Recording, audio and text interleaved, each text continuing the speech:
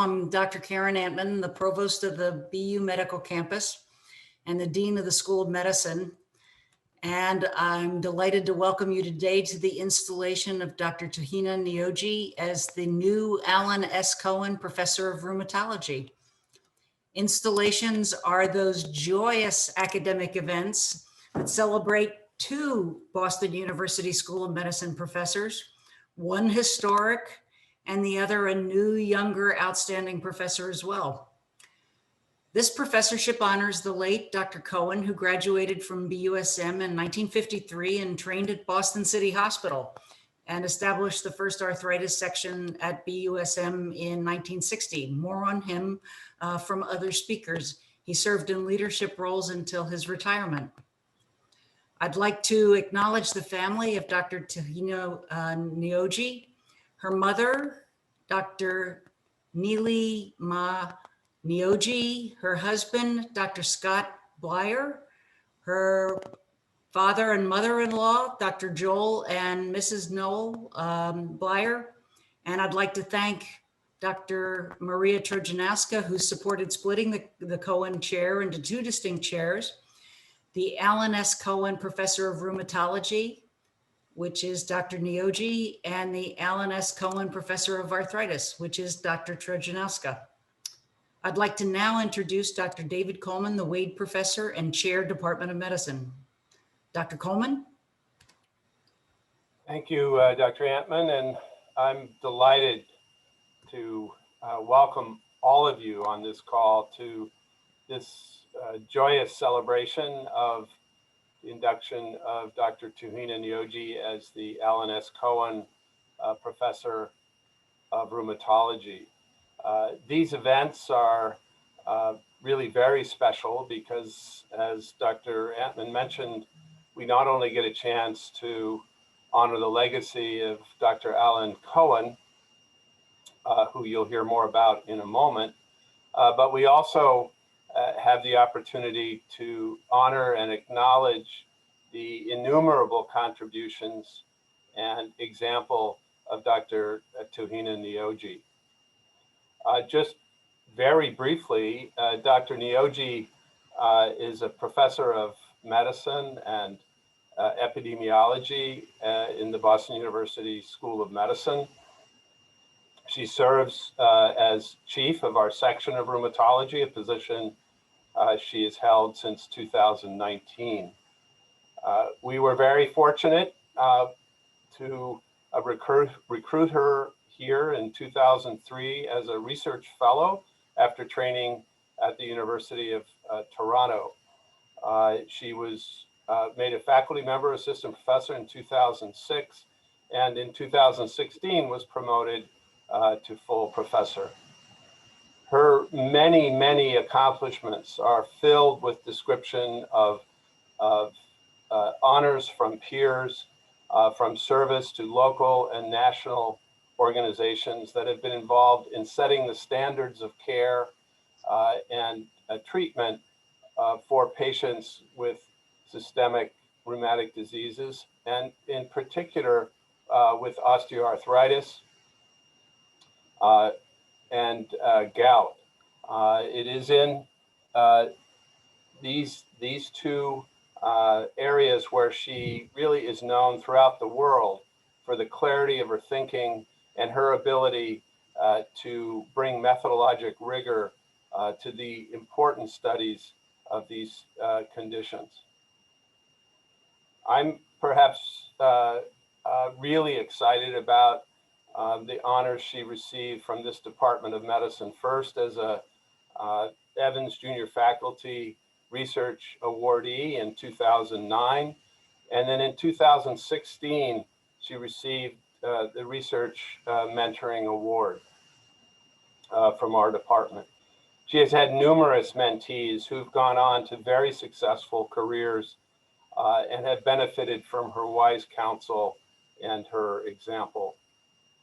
More recently, she has played a critical role in the development of career development programs for our faculty and fellows, and has played an instrumental role in our growing efforts to promote diversity, equity, inclusion, and belonging on the medical campus. But I would say the characteristics and accomplishments that perhaps I value most are her care for others, the way that she advocates for her peers and for her faculty and fellows, for the generosity that she shows in virtually everything that she does, as a mentor, as a role model in the Department of Medicine, for her thoughtfulness, for her sensitivity to the sensibilities of colleagues and all members of our departmental community, for the way that she sets standards through not only her example, but the way that she does not settle for anything less than excellence in herself and in others. I'm so grateful to have Dr. Nyoji as a leader in our department and to have the opportunity to work with her and to learn from her. I could not be more pleased today to join with all of you in celebrating her recognition as the Alan S. Cohen Professor of Rheumatology. I will turn now to introduce Dr. Robert Sims, who is former chief of rheumatology and a longtime physician investigator in our department, currently emeritus professor of rheumatology, who can speak more to the legacy of Dr. Cohen and the history of the rheumatology section. Rob? Thanks, Dave. I'm going to put on the screen share here for a second and switch over to a little PowerPoint presentation. Bear with me for 1 second here.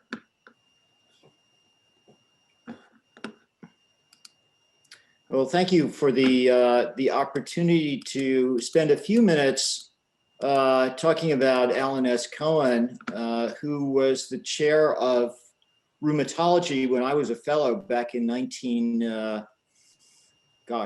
85, I believe. So Alan went to Harvard, where he graduated in 1948 with magna cum laude and Phi Beta Kappa. He then became a medical student at BU, graduating in 1952 as the class valedictorian. He was AOA.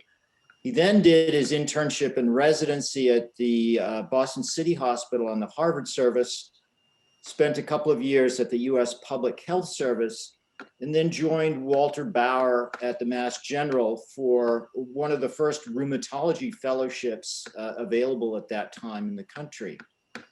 After he completed his rheumatology fellowship, he became an assistant professor at BU and had a storied and long career, as Dr. Antman pointed out, at BU, including a couple of highlights. He was the chief of medicine at Boston City Hospital for 20 years, from 1972 to 1992. He was the director of the Thorndike Laboratories, which were the famed laboratories and the first clinical research center in a municipal hospital in the country. His contributions to amyloidosis were enormous and internationally recognized, beginning in a landmark paper in Nature in 1960, which described the fibrillar nature of amyloid fibrils. He started the BU program and kind of famously and mythically offered Martha Skinner, then a BU rheumatology fellow, 2 research projects. One was a catalog of synovial fluid analyses, and the other was a mouse amyloid project. Fortunately, she chose the latter and went on to become internationally recognized and the leader of the amyloid program after he stepped down later on. She eventually handed over the leadership reins of the amyloid program to David Selden in 2007, and she's now emerita professor. In terms of his contributions to rheumatology in general and BU rheumatology specifically, he established the program really in 1960. He was part of a large group that published a seminal paper back then in approximately 1980, which was criteria for the diagnosis of SLE. He became later president of the ACR, achieving its greatest award, the Gold Medal Award, and he was also a master of the American College of Rheumatology. A couple of other landmark events was hiring Robert Meenan, who was a leader in patient-oriented research and later became director of the School of Public Health, and began a long storied history of incredibly successful funding, NIH and otherwise, beginning with the NIH Multipurpose Arthritis Center, which was continuously funded until the NIH changed the funding rules for arthritis centers after about 20 years. Another key landmark event in this story was David Felsen, who was Robert Meenan's mentee, who later had and continues to have a storied career founding the section of health services and epidemiology, and is going to speak a little bit later on as well. Ellen, of course, endowed the Alan S. Cohen Chair, now of Rheumatology and Arthritis, as you've heard from Dr. Antman. Another seminal event was hiring Joseph Cohen from Connecticut, who became the rheumatology section chief when Alan stepped down in 1992, and founded the BU scleroderma program, which I eventually took over and became section head in 2008. Another seminal event was the installation and hiring of Maria Trojanowski, friend and colleague for many years with me, who was the Arthritis Center Director and is the Alan S. Cohen Professor of Arthritis, actually not rheumatology, a small difference. And of course, now, as you've already heard, Tuhina took over in 2020 after both rheumatology and clinical epidemiology and health services research merged into a common section now headed by Tuhina. The Arthritis Center is now the Arthritis and Autoimmune Disease Research Center. And it's delightful to acknowledge that Tuhina is the new Alan S. Cohen Professor of Rheumatology. Congratulations, Tuhina. Okay, thank you, Rob, very much.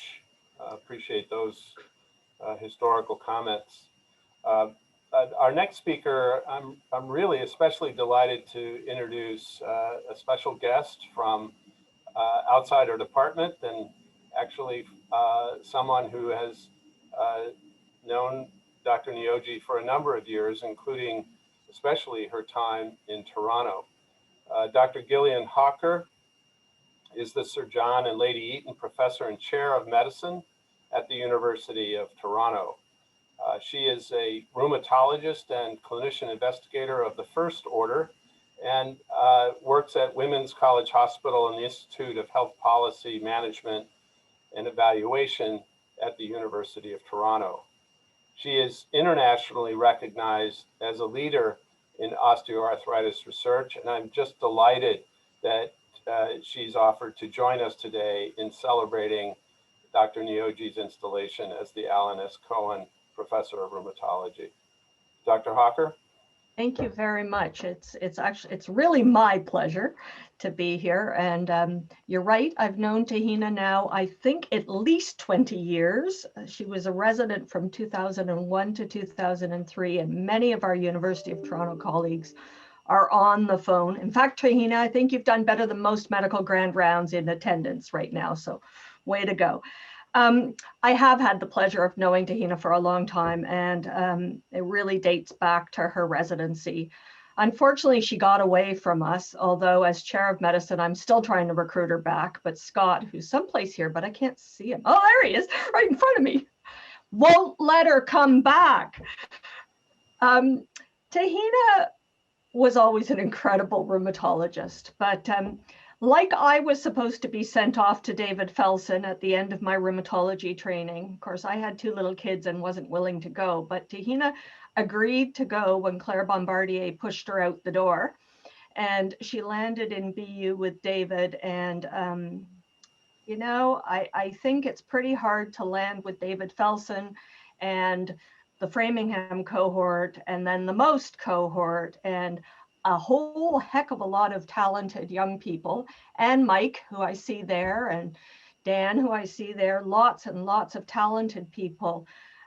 She rapidly emerged from an undifferentiated rheumatologist to really, forget the gout, she's an outstanding osteoarthritis researcher. And you know, you've already commented on her rapid ascent through the ranks. That would never happen at U of T except for superstars. So she must be a superstar, all the way from assistant to full professor in 10 years. Pretty incredible. Some of you may not know that Tahina really has hit every sort of stellar benchmark of a rheumatologist's research career. She's got all of the big highlights. The Arthritis Foundation Satterfield Research Award in 2009, then ORSI, our International Osteoarthritis Research Society's Young Investigator Award in 13, then the Henry Kunkel Young Investigator Award from the American College of Rheumatology in 14, and now this incredible honor with an endowed chair. A bit of a context, being an osteoarthritis researcher in the midst of a rheumatology division section group that is heavily systemic.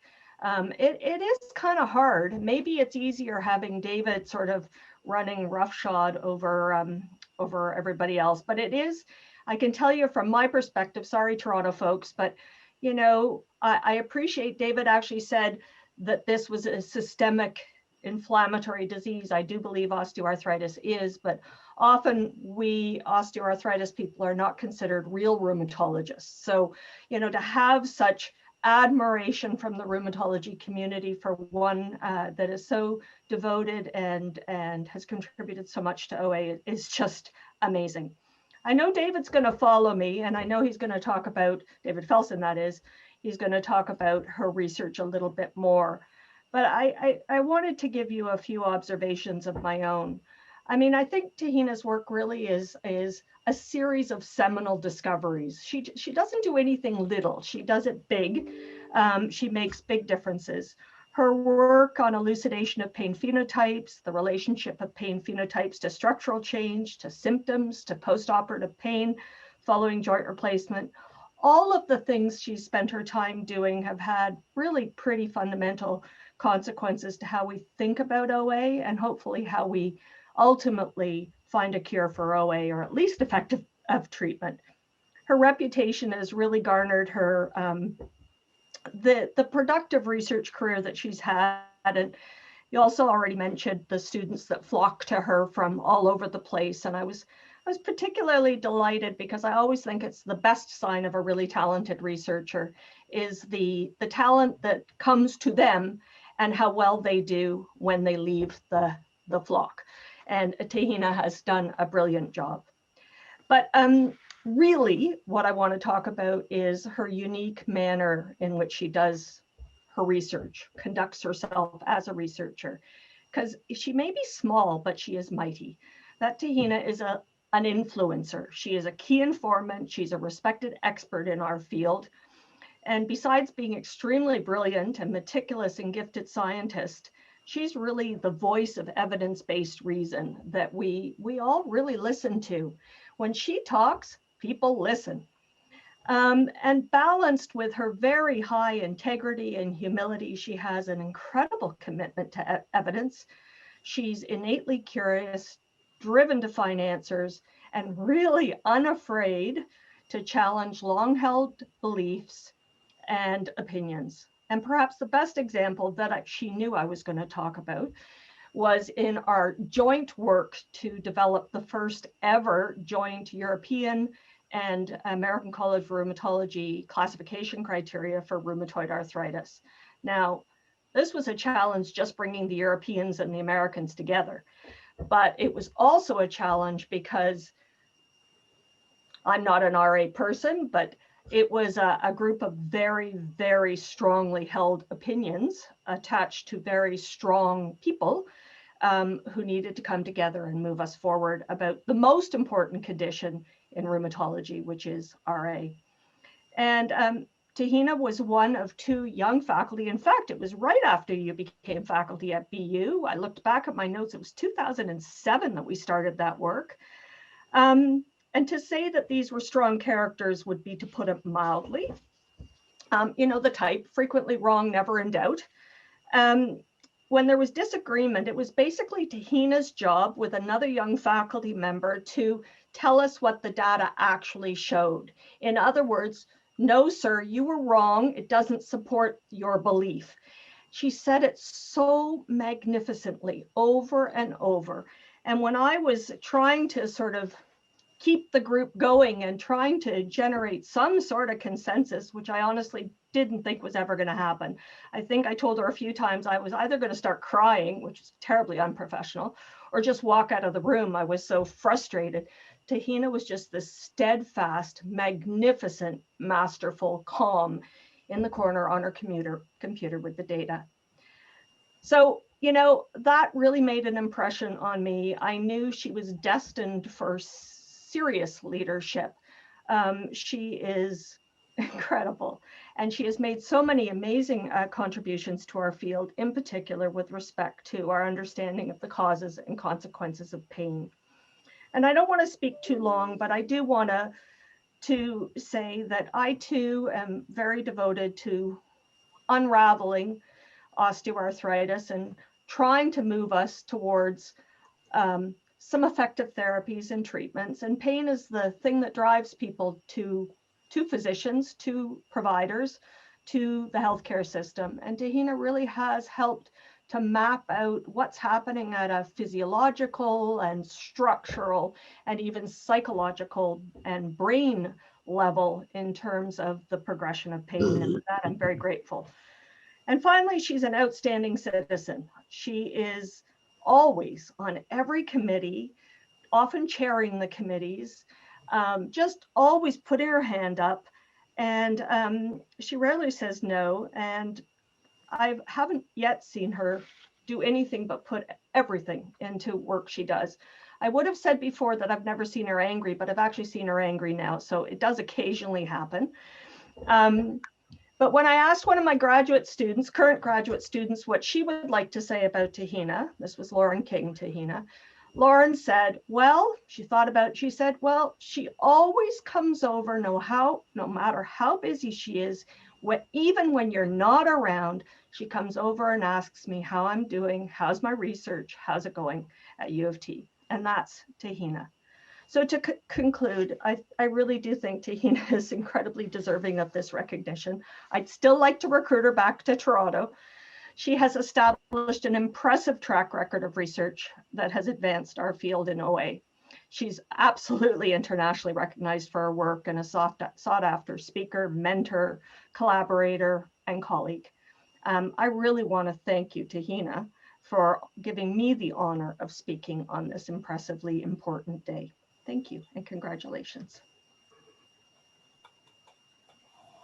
Thank you very, very much, Dr. Hawker, for those thoughtful and insightful comments. It's really wonderful to hear your perspective. Our next speaker is Dr. David Felsen, who I think, as all of you or many of you know, is professor of medicine in our department, professor of epidemiology, and directs our training and education and KL2 programs in our Clinical Translational Science Institute. But most importantly, perhaps he is an extraordinary thought leader in the field of rheumatology and osteoarthritis in particular. He's developed a number of novel methods to help us better understand how to document and manage chronic diseases. He is a truly remarkable mentor and has been influential in Dr. Nyoji's development, and in fact, her original recruitment here. So I'm really delighted to turn things over now to Dr. Felsen for his comments and perspective.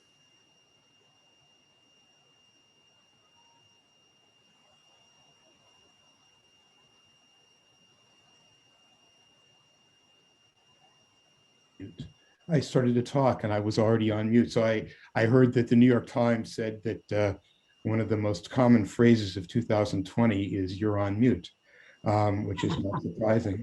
Thank you for those lovely introductory remarks, Dave. And I want to thank also Jillian for saying lovely and appropriate and absolutely correct things about Tuhina. I wasn't going to tell this anecdote, but Jillian sort of prompted me. When Claire Bombardier, who was the chief of rheumatology at University of Toronto and an old friend of mine, sent Tuhina, she had already sent 3 other women fellows for training at BU, all of whom are now esteemed professors. At least one of them is a chair of rheumatology. And she said to me, because she knew that Tuhina would be a star, she said to me, "Look, David, the others have all stayed in the States." Actually, that's not exactly true. One of them is back in Canada. But this one needs to come back to Toronto. Please don't keep her. And I said, Jillian, Claire, I'll do whatever I can. Why don't you send her to me? She's very talented. We'll do our best to train her and teach her how to ask good questions, and then we'll send her back.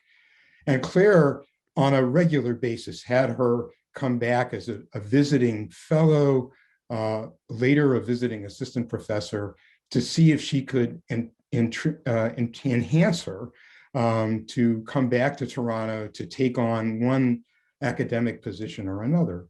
And it's to our great benefit that we had so much going on that Tuhina ultimately found intellectual challenge and fervor in Boston. But there's another important factor, which is that she found Scott. And Claire kept asking me, has she found a husband? At which point I said, yeah, I think so. And Claire was incredibly depressed about that, because here was the star she was going to recruit back, and unfortunately she didn't. So fortunately for us, she didn't actually. So let me make some comments a little bit and expand upon what Jillian has already said. I think osteoarthritis is, even though it's underdefined by the global burden of disease effort, it's rising in the ranks as one of the leading causes of disability in the world. And we don't know how to treat this disease in any way non-surgically that's effective. It's a big public health problem. I realize in the last year we faced bigger public health problems, but when those diminish in size, we're going to wind up facing osteoarthritis again, which is throughout the world now one of the major causes of disability that we're grappling with. It's driving Medicare nuts because it's breaking their bank, because of all the total knee and total hip replacements that are required in the United States. So Tuhina's actually had a major influence in this field in ways that are terribly important, it's to our benefit to understand. This was a field whose biology was focused almost entirely, when I entered the field, on factors that affect cartilage loss, even though cartilage loss doesn't cause pain. And what Tuhina, in a lot of her work, has refocused this field on what causes pain and why people come to seek care because they're having pain in their joints. And that's what matters to patients and what we need to treat. And this is really seminal work, including an appreciation for the influence of local structural information on pain, on the involvement of the central nervous system, which ultimately changes with chronic pain, to process that pain, on functional and dysfunctional pain in osteoarthritis, and how we want to treat one of them and not the other, and on characterizing exactly how structural changes and pain relate. By the way, the NIH has recognized a lot of this work and has awarded Tuhina 3 R01s in the last year, in part to pursue a lot of this investigative work. Continuing work she started as a research fellow that drew her to Boston. She's also been working on vitamin K deficiency, which turns out to be pretty important in osteoarthritis, such that the commonly used drug to treat, to prevent clots, warfarin or Coumadin, turns out to impair vitamin K, which is badly needed for joint functioning. And if you're on Coumadin for a long time, your rate of osteoarthritis goes up and your rate of knee replacement needs goes up. And that's something Tuhina has now well documented. And she's now married the investigations of gout, which I'll talk about in a minute, with osteoarthritis to try to figure out if uric acid in the joint and subclinical gout in the joint causes so much inflammation and oxidative stress within the joint that it itself leads to damage, suggesting a new therapeutic approach that's possible, which is, could we treat our osteoarthritis patients who happen to have elevated uric acid even without gout, okay, with urate lowering treatments that might prevent the damage of osteoarthritis and the pain from osteoarthritis. So these are all very novel and terribly important approaches to a disease that we're not succeeding right now in treating successfully. So let me just comment also on the gout story, because she's also been a major force in the development of that disease and its treatment. This is a highly prevalent disease where studies, even though now we're in a circumstance where we know how to treat this disease, but the trouble we have identified is that so few patients get the right treatment, that treatments are most often inadequate for patients. Tuhina has led efforts to encourage more comprehensive and aggressive treatment. She's led guidelines committees and written reviews of management of gout in the New England Journal solicited and the Annals of Internal Medicine solicited. And her research has let us know also that allopurinol, a urate lowering agent that prevents gout, should not be stopped when patients develop renal insufficiency, something that used to happen a lot, and that alcohol consumption that is discouraged in patients with gout should also include discouragement of wine consumption, which increases risk. Julian has also already said something about Tuhina as an exemplary citizen and has given lovely examples of that, but let me just add my 2 cents there. She provides services on committees where she often winds up being the chair of those committees. She's a sought after mentor. She's a new age academic. She's different from what I was. She collaborates widely, doesn't hold anything back, and offers her assistance to others regardless of what it gets her. When she assumed leadership of rheumatology, I was concerned that she wouldn't be able to get her own research done and lead a clinical service also. But I have seen over the last year or two how the clinical faculty, the fellows, and the staff have responded to her and how she has helped them pursue their own career advancement. At the same time, she has accomplished all that I've just talked about and mentioned. I clearly have no reason to worry. I see a section that has found supportive and nurturing leadership from one of the leaders of rheumatology in her generation. This is a woman who's clearly one of the major leaders of our field. I am proud to have played a role in mentoring her, but like our most talented mentees, I'm not sure, frankly, that she needed much of my help. Let me just comment on Alan Cohen, who, like when Rob said this, Alan Cohen was chair of rheumatology when I was a fellow and appointed me to my first faculty position. He was an outstanding scientist, and he was a founder of what at that time was the nascent field of rheumatology. Let me just say that Tuhina is an extremely worthy person to follow in his footsteps. And I'll end my comments there. Thank you.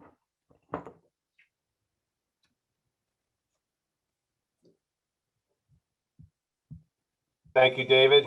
Thank you very much for those thoughtful comments. So my next pleasure is to introduce Dr. Nioji to offer her thoughts and comments. I'm maybe now particularly glad that we're installing her in this professorship, having heard about all of these attempts to recruit her along the way. So maybe this is a just-in-time installation. Dr. Nioji, congratulations on your installation as the Alan S. Cohen Professor of Rheumatology. Thank you very much. Thank you so much. I am feeling really just honored and a little embarrassed and shy about all of these wonderful things that are being said. And I went and got a Kleenex just before I came into the room, just in case I started to get a little verklempt. And sure enough, I've gotten teary-eyed. So thank you so much for all the kind things that you've shared. And I, I really am very honored and humbled and grateful for this recognition.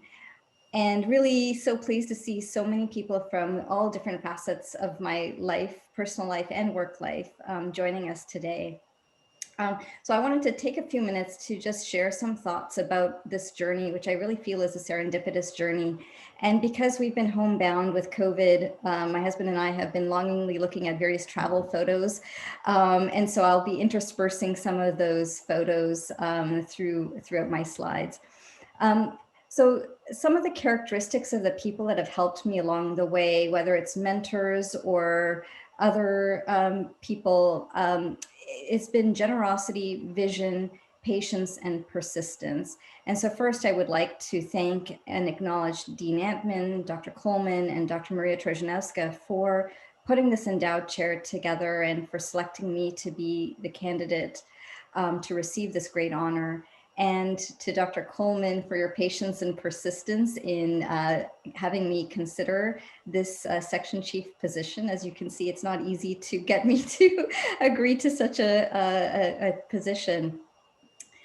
Of course, I want to acknowledge Dr. David Felsen as section chief of the clinical epidemiology unit and Dr. Rob Sims as section chief of rheumatology before the two sections were merged, as leaders who really helped us navigate clinical care and research excellence and put our rheumatology group on the map with all of the work that is done in all the different areas that have been discussed. But of course, I need to spend time specifically on thanking David.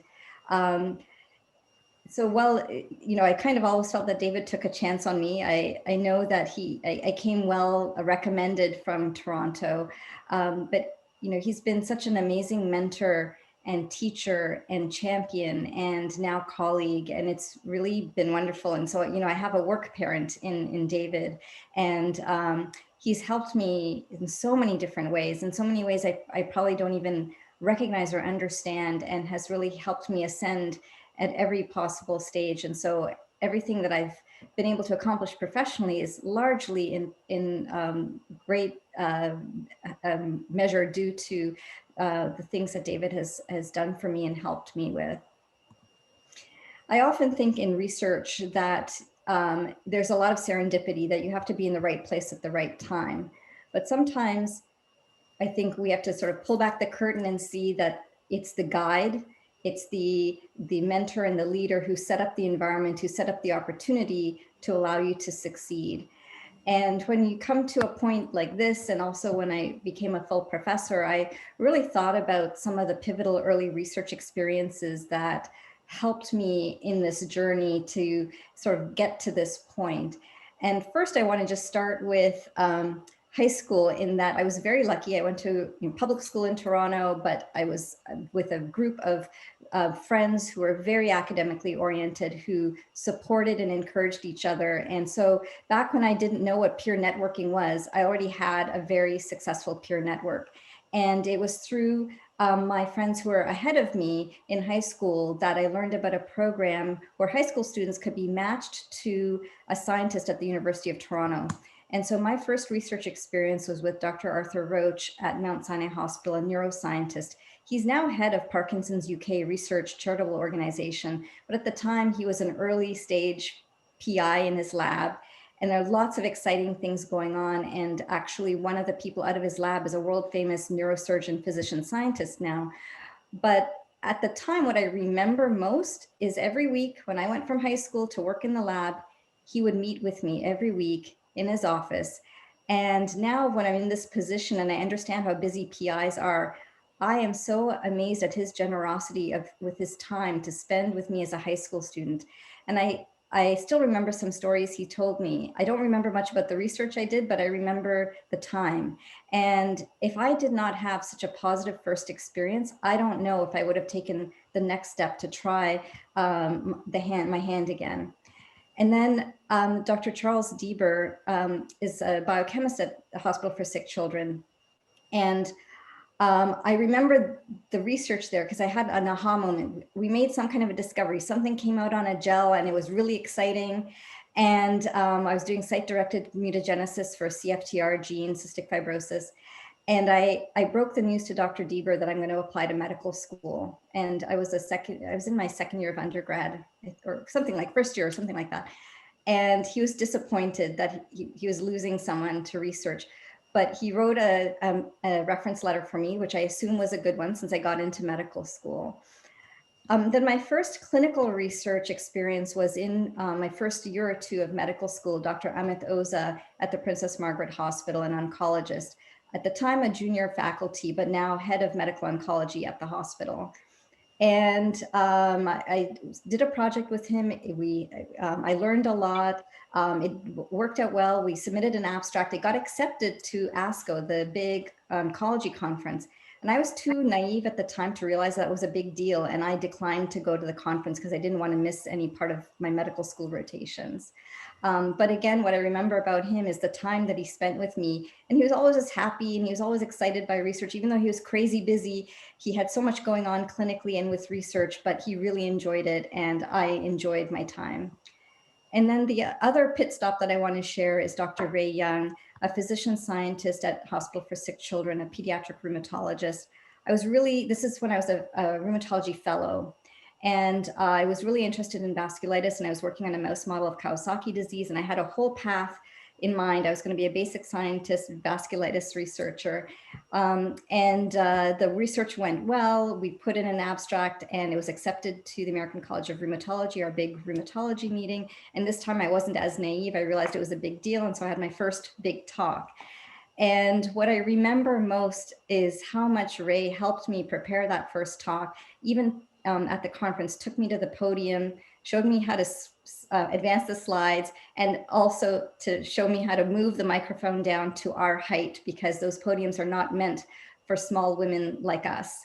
And again, all of these were very positive. And if I didn't have those positive experiences, I don't know if I would have continued trying to pursue research in my career. And of course, this was all complemented by the clinical and research training environment I was in at the University of Toronto. And I apologize to those that are on that don't like your pictures here, but I couldn't really find good ones for everybody. But you can see we were a diverse group of fellows. And here's Dr. Hawker with short hair, like I had short hair back then as well. My co-fellow Sindhu over here on the side. One of the things that is really striking to me when I think about this time is that the statistic of women advancing in academic medicine, about how so few women make it to full professor, let alone section chief, let alone other leadership positions, never occurred to me. And I had a conversation with Dr. Coleman about this a little while ago, about how I never thought about this statistic.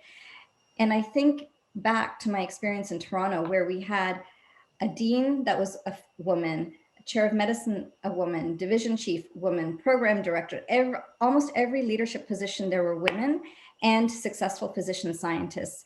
And so I think that's why the question never came to my mind, because I had so many role models, and representation does matter. And so, as already mentioned, Dr. Claire Bombardier and Dr. Rob Inman were among all, all the faculty supported my interest in research training, but they not only supported that and encouraged that, but also supported me financially to pursue this. So there I was coming to Boston with my first grant, the Arthritis Foundation grant that David, who I had not met in person, helped me write in a very short period of time when I reached out to him. And actually I reached out to NILSA here to inquire about training. And the email I got back was from the famous Dr. David Felsen himself. And so that led very quickly to a grant being written and being funded, and then the support of University of Toronto financially for me to move to Boston. And so this is sort of the early crew. And that was a very challenging time to move to Boston, because as a Torontonian, we don't experience this. This is me standing on top of a parking meter, because that's how much snow there was in one of my first winters in Boston. And Sarah Lynn Allaire here and Grace Lowe were always very concerned about me in the winter taking public transportation, and would make sure during these bad weather events that I would get a ride to and from work. I think one of the unique things about the culture that David created in the research training environment is the apprenticeship and teamwork. And one of the key members to make this all work together with David was Dr. Yuqing Zhang here on the right. He was a research epidemiologist, recently retired from BU. And he was, they were doing team mentoring before that was ever a term.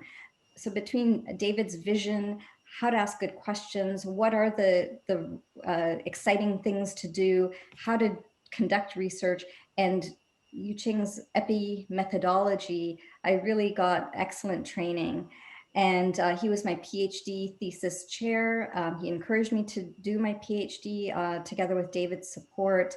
And then on the left here is Dr. Jingbo Nu, who was kind of a glue that kept all this teamwork machinery moving.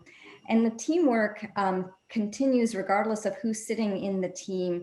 And so over the years, we've had some changes, but some constants. So Mike LaValle is still here, Lisa Massa is still here, Margaret Clancy is still here from the time that I arrived, and of course, David.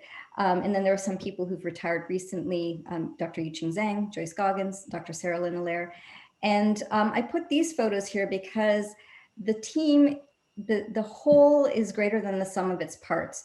What's really wonderful about this culture is that everyone is vested in the success of the team and the success of the group as a whole. We're like an orchestra, we're an well-oiled machine. There's no one single person that outranks everyone else. Everyone rolls up their sleeves to get the work done for the success of the whole group.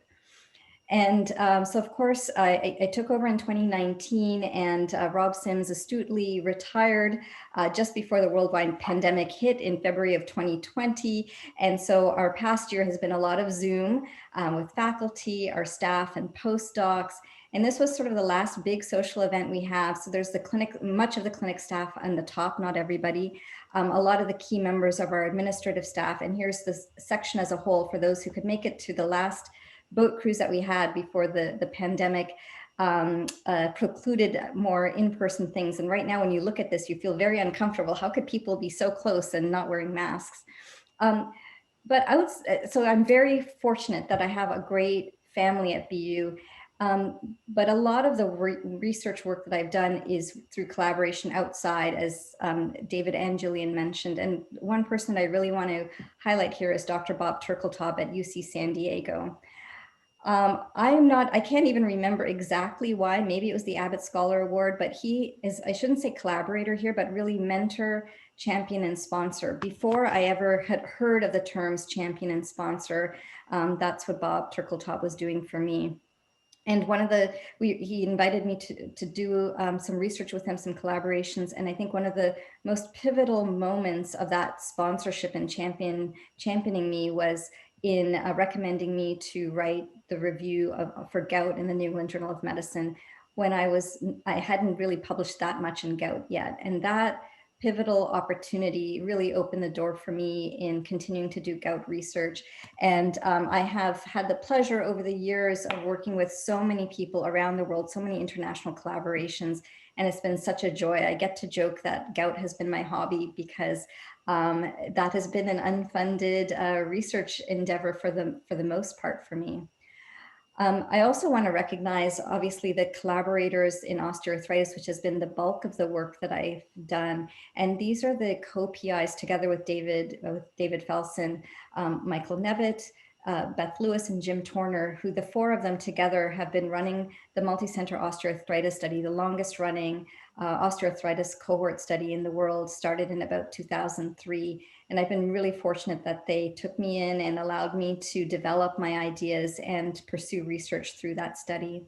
And then more recently, as David alluded to, I've been working with Dr. Amelia Benjamin and Dr. Rob Edwards, and we've been successful in getting a few R01 grants now to study pain in a broader sense.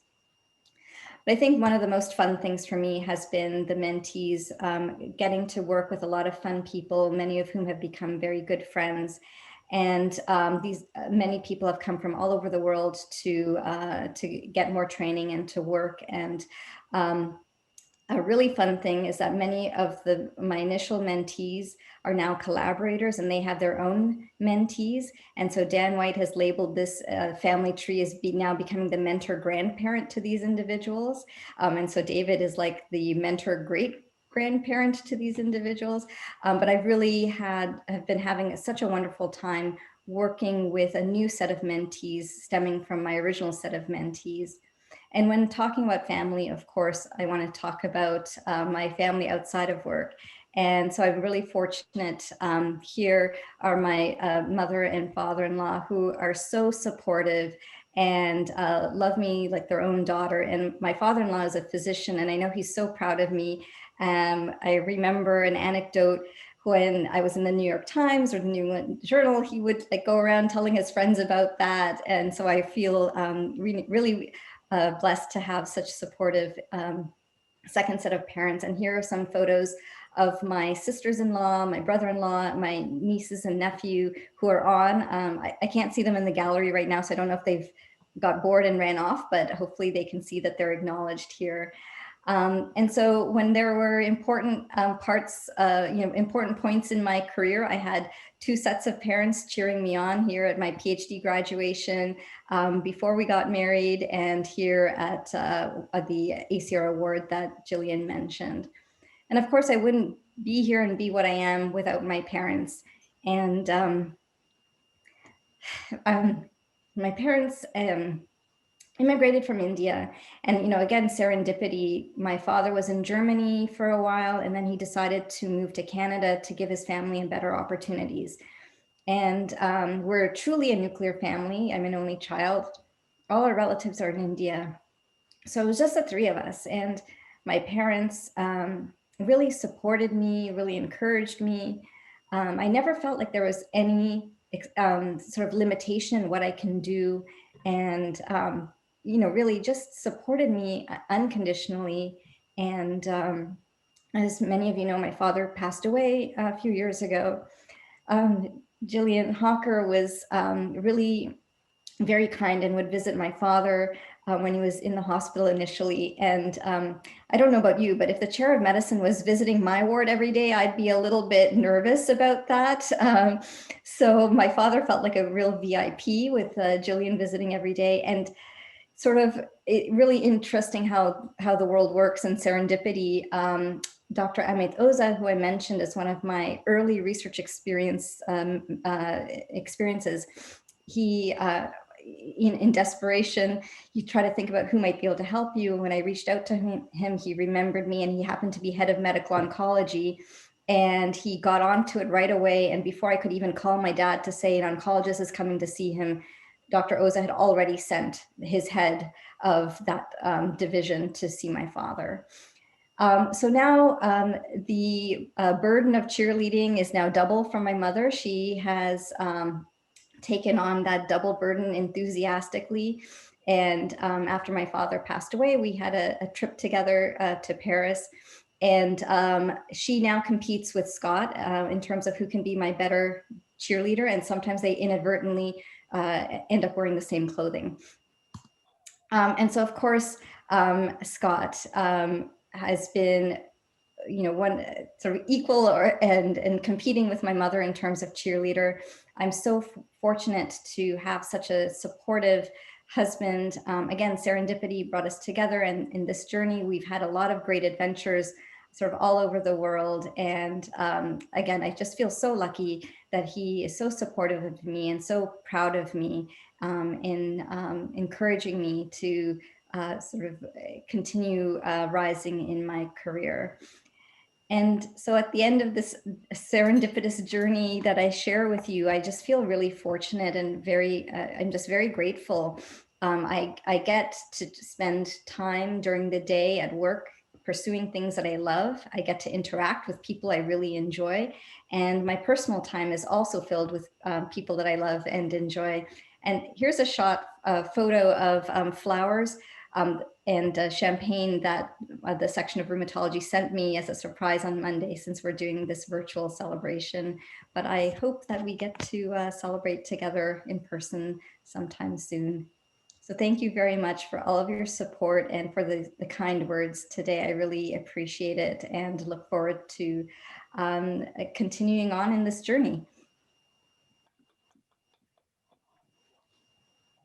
Tahina, thank you so much for that wonderful description of your serendipitous journey.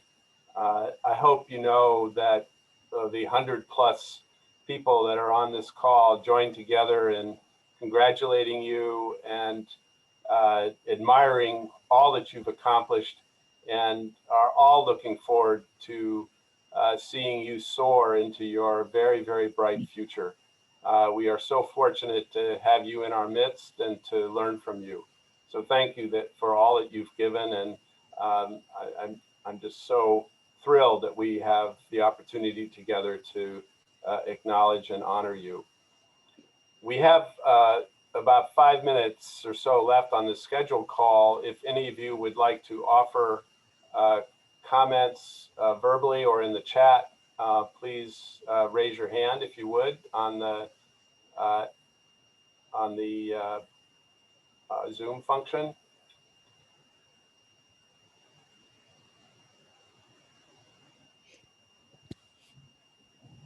Oh, I see Scott Blyer raised his hand, Dave. Okay. Hey, hi everyone. Go ahead. Yep. I just wanted to say a couple of words. Thank you very much, Dean Antman and Dr. Coleman, for your kind remarks, and thank you, Dr. Felsen, for your kind remarks also, and all your support of Tahina. She wouldn't be where she is today without you, and you know, her current status and future is really a tribute to kind of a legacy that is going to be built on your shoulders. So thank you so much for your support and generosity. Dr. Harker, what can I say? I'm sorry. Toronto's loss is Boston's gain. Nope. We're happy to come back and visit as much as possible, but you know, I think that this just entrenches her a little bit more in the Boston ecosystem. Try as you will, but all joking aside, thank you so much for everything that you've done for Tahina in her career and giving her the opportunity to come down here in the first place. I'm sure in some ways it didn't work out the way that you hoped and expected, but I know that you're proud of her, and she thinks so much of your support. I want to thank also Tahina's mom, who I know is on this call because I've seen her name, but she's too shy to turn her video on and show herself. I know how proud you are of Tahina. She wouldn't be where she is without all of the love and support that you've given to her, you know, throughout her life. Her success truly is your success, and so you should really be proud of her.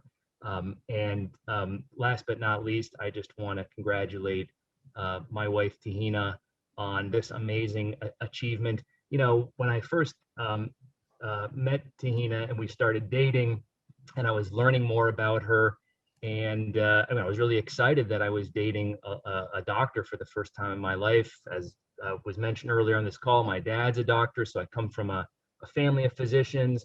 And you know, I started grilling Tahina about what it is she does exactly, and she was mentioning how, you know, I only see patients 1 day a week, and I said, 1 day a week? What kind of crappy doctor is this person? Like she has such a small practice that she can only see patients 1 day a week, and of course, I quickly came to understand what that means, and that the practice of medicine, of course, is caring for patients and sick people, but it's also much more than that. And Tahina really embodies that role of being a caregiver, but also a thought leader, a researcher, and is really just kind of an all-encompassing practitioner when it comes to medicine. So congratulations, Tahina. I love you. This is an amazing accomplishment. I know that this is just the beginning, and there's lots of other things to come. And thank you everyone for taking time out of your busy days to be with us here today. It's made the entire occasion a lot more special, and hope to be able to celebrate with you all in person in the not too distant future. So thank you so much. Thank you, Scott. And